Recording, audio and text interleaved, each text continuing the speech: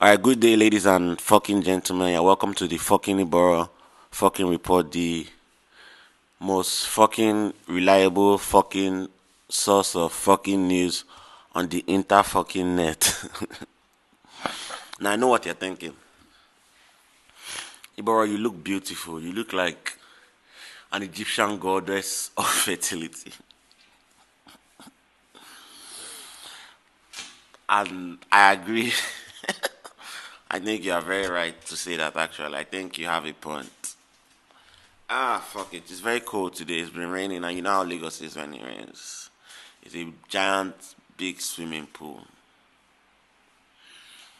But fuck it, we out here. You know. Alright, the first thing we want to talk about is kind of sad, but I guess it's also a celebration of life.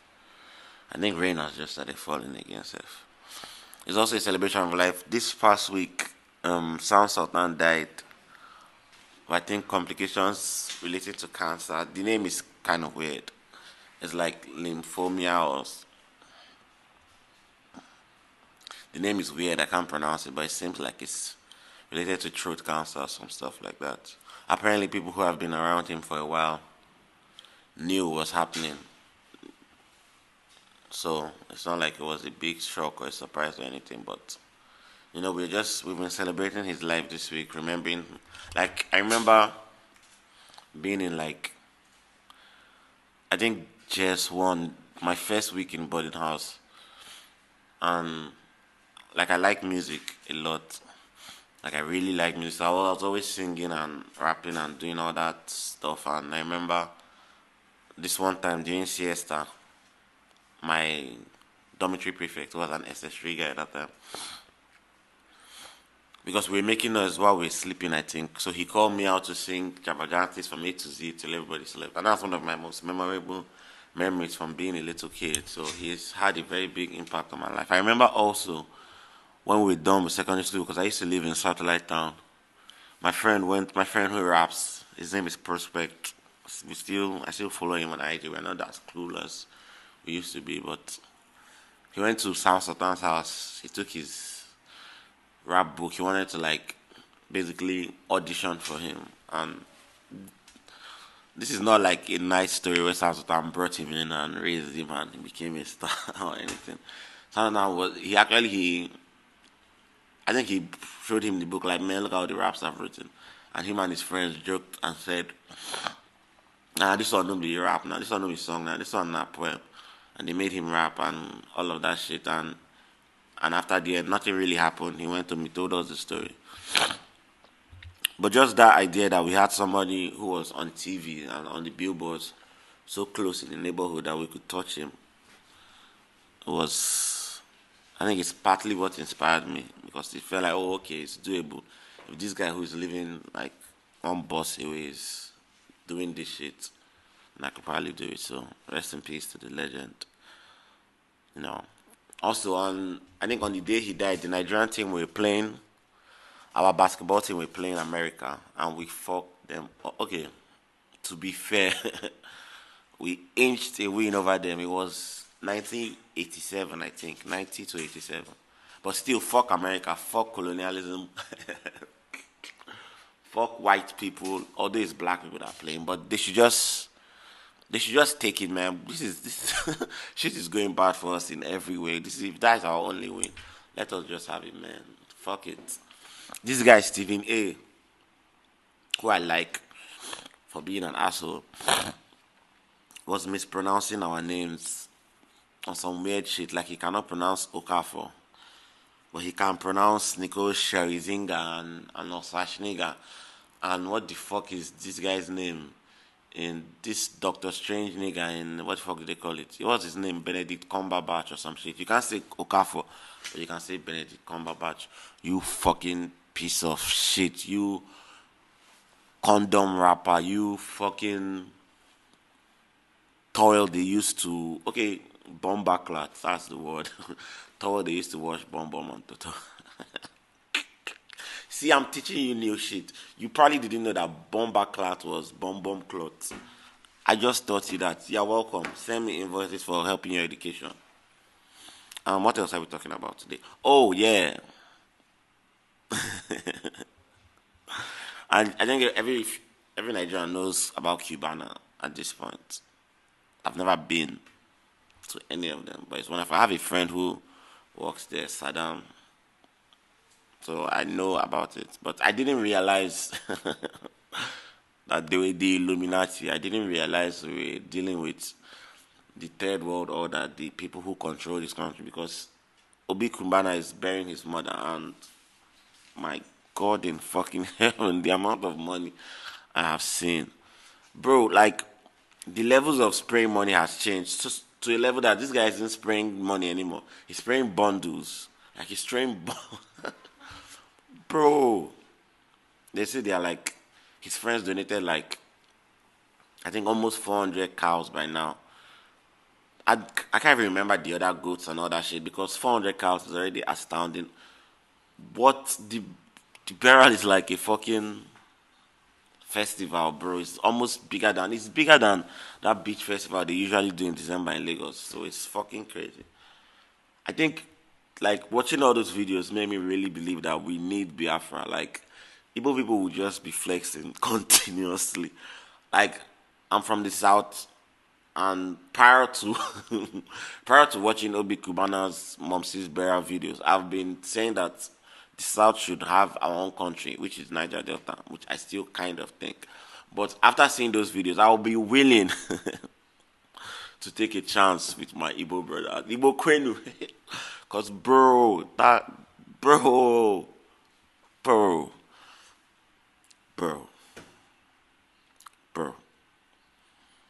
Like the money is insane. And okay, this is always a side by kind of, but women on Twitter are now like saying that we always abuse them for chasing rich men, but we are the one who are kissing rich men's asses the most. First of all, everybody likes money. Nobody has ever said we don't like money. In fact, nobody has never said we don't try to befriend rich men. Everybody wants to be friends with a rich person, not just a rich man, a rich woman. I would do all the whole shit in the world for a rich woman. The difference is after I'm done talking to the rich man and getting ideas, I'm going to go back home to my girlfriend and tell her, wow, I saw a very rich guy today. I would like to be as rich as that. The problem with you is that after you meet that rich man, you are going to go back home to your boyfriend and tell him, hey, I'm leaving. If you go back home at all, it's not the same.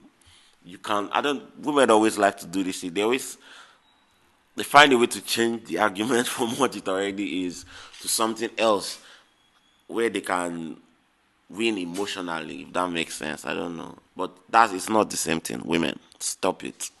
Stop it. It's not the fucking same.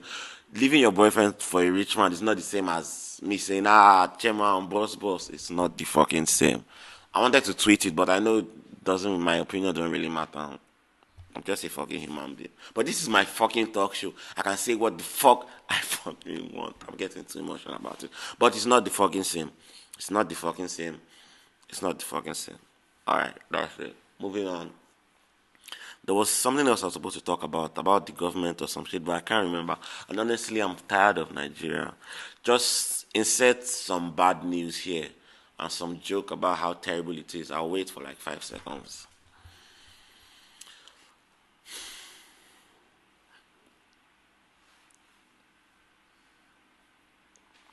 Are we done? Alright, fuck it.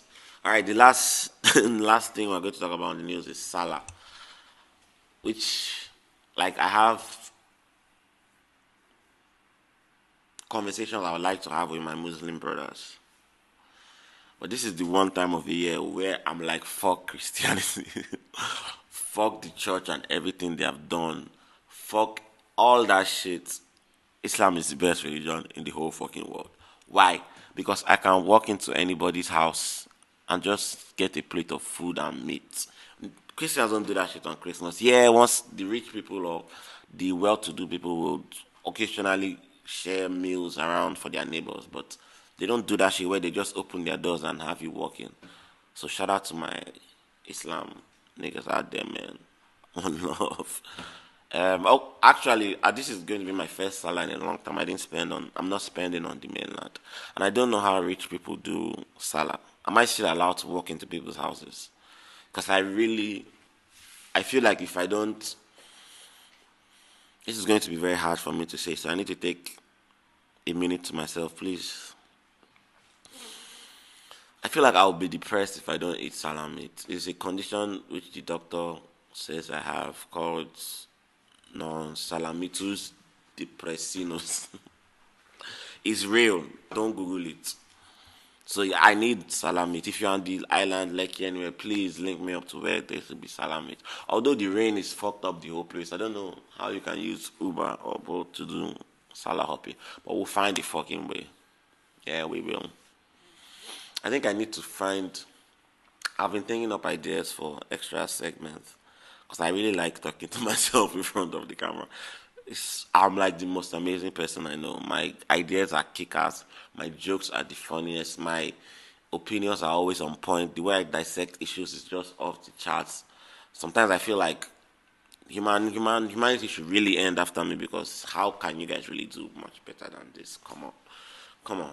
Like, let's be honest with ourselves. So I've been looking for ways to expand the show, trying to do more things. So hopefully in the next coming months, you'll see something different from this. But I just like talking to you guys, and you guys seem to like hearing me talk. Why? I don't know. But fuck you know the vibes. Love yourself or don't. Nobody gives a fuck. Treat each other nicely or don't. Nobody gives a fuck. Chase your dreams or don't. Nobody gives a fuck. We are all going to be dead in 50, 60 years. So live your fucking life. Do what the fuck you want. And even if people judge you, so what the fuck? Sultan died at 44. Bro, that means I have less than 20. If I die at the same age, I have less than 20 years to live. Bro, do what the fuck you want to do, man. If you want to walk naked in the streets, do it. I was reading.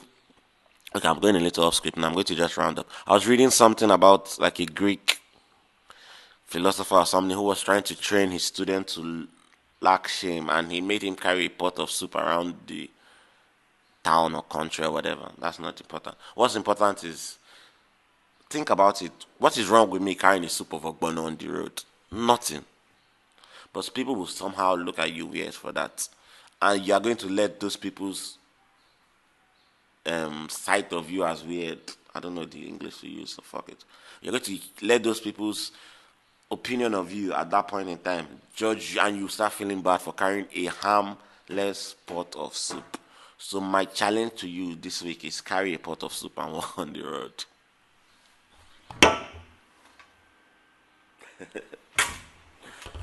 Bye.